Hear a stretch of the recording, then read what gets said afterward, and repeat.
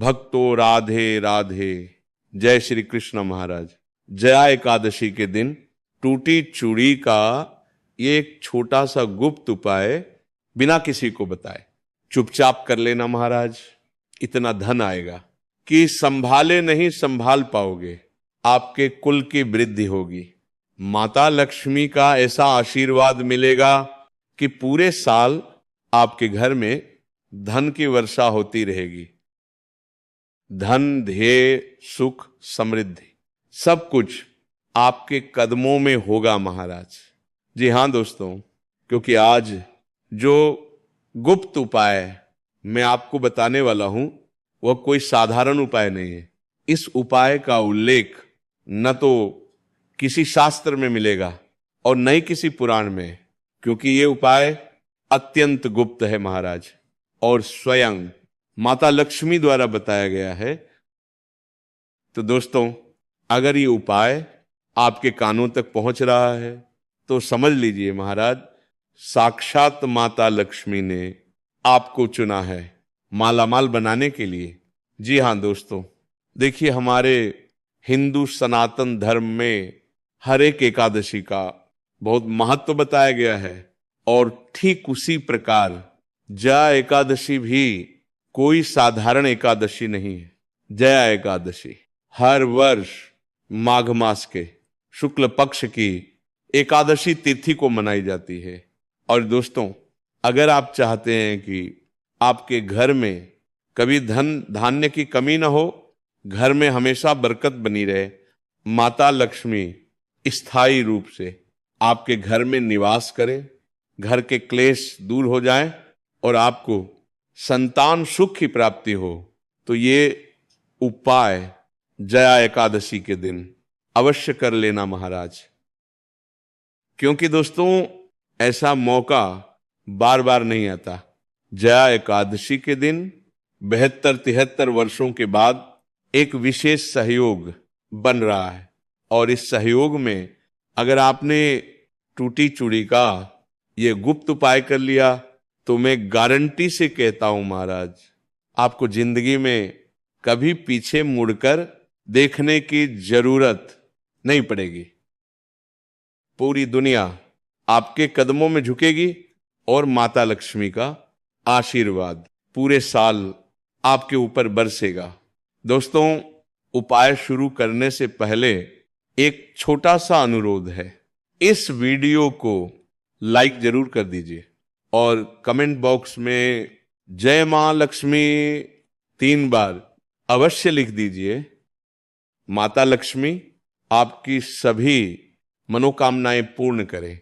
चूड़ी का रहस्य दोस्तों, आज जो उपाय मैं आपको बताने वाला हूं उसे सुनने के बाद आप कभी भी टूटी चूड़ी को फेंकने की गलती नहीं करेंगे महाराज, क्योंकि चूड़ी कोई साधारण श्रृंगार नहीं है। हिंदू शास्त्रों, लोक परंपराओं और तांत्रिक संकेतों में चूड़ी को केवल स्त्री आभूषण नहीं माना गया है, बल्कि चूड़ी को स्त्री की आंतरिक ऊर्जा, उसके सौभाग्य, उसके संकल्प और उसके गृह लक्ष्मी स्वरूप से जोड़ा गया है। प्राचीन ग्रंथों में आज भी ये वर्णन मिलता है महाराज कि जिस घर में स्त्री के हाथों में अखंड चूड़ियां खनकती हैं वहां स्थिरता, प्रवाह और निरंतरता बनी रहती है, क्योंकि चूड़ी वृत्ताकार होती है और वृत्ताकार पूर्णता का प्रतीक माना गया है। पूर्ण चक्र जैसे ब्रह्मांड, जैसे काल। और यही कारण है महाराज कि माता लक्ष्मी को चंचल कहा गया है, लेकिन जहां चक्र पूर्ण होता है वहां उनका वास स्थिर हो जाता है। इसीलिए हमारे शास्त्रों में यह भी बताया गया है कि स्त्रियों की चूड़ी में माता लक्ष्मी का स्थायी वास माना गया है। टूटी चूड़ी का गुप्त संकेत दोस्तों, जब चूड़ी साबुत होती है तो ऊर्जा प्रवाहित होती रहती है, लेकिन जब वही चूड़ी टूटती है तो इसे सिर्फ दुर्घटना नहीं बल्कि गूढ़ संकेत माना गया है। कुछ परंपराओं में इसे बाधा का चिन्ह कहा गया है, तो कुछ में पुराने कर्मों के हरण का संकेत तंत्र शास्त्रों में स्पष्ट लिखा गया है महाराज।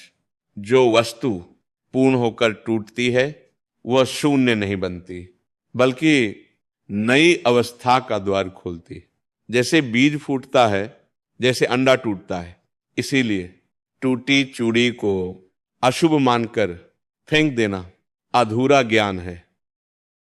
गुप्त उपाय की विधि अब ध्यान से सुनिए महाराज, क्योंकि अब शुरू होता है वह गुप्त उपाय जिसे बहुत कम लोग जानते हैं। सबसे पहले टूटी चूड़ी को ध्यान से देखें, उसे दोष न दें, बल्कि ये स्वीकार करें कि जीवन का एक चक्र पूरा हो चुका है। फिर उस चूड़ी के टुकड़े को स्वच्छ जल से धोएं, क्योंकि जल को लक्ष्मी का प्रथम आवरण माना गया है। इसके बाद उसे लाल या पीले कपड़े में रखें। लाल शक्ति का प्रतीक, पीला स्थिरता का। और फिर महाराज उसे घर के उस स्थान पर रखें जहां धन से जुड़ी गतिविधियां होती हैं, तिजोरी, अलमारी या पूजा स्थान। मन में केवल एक ही भाव रखें, अभाव नहीं, व्यवस्था, नियम, संकल्प और सावधानियां। महाराज ये उपाय किसी को दिखाने या सुनाने के लिए नहीं है। दूसरा, उपाय के समय मन पूर्णतः शांत हो, क्रोध, हताशा और शंका से दूर रहे। तीसरा, उधार की वस्तु या धन उस दिन अपने पास न रखें। चौथा, चूड़ी उसी स्त्री की हो जिसने उसे पहना हो। और सबसे महत्वपूर्ण महाराज, संकल्प में धन की भूख नहीं, धन की जिम्मेदारी हो। मन ही मन ये स्वीकार करें, मैं धन को अहंकार नहीं, सेवा का साधन मानता हूं। उपाय के बाद धन को लेकर शिकायतों से बचें, क्योंकि ये शब्द धन निरोधक होते हैं। और अंत में महाराज उपाय करके उसे मन से छोड़ दें, क्योंकि जिस बीज को बार बार खोद कर देखा जाए वह अंकुरित नहीं होता। समापन दोस्तों, इस उपाय की समाप्ति यहीं होती है। अगर आपको ये उपाय पसंद आया हो तो वीडियो को लाइक जरूर करें और कमेंट में अपने अनुभव अवश्य साझा करें। मिलते हैं अगली वीडियो में, तब तक के लिए राधे राधे महाराज।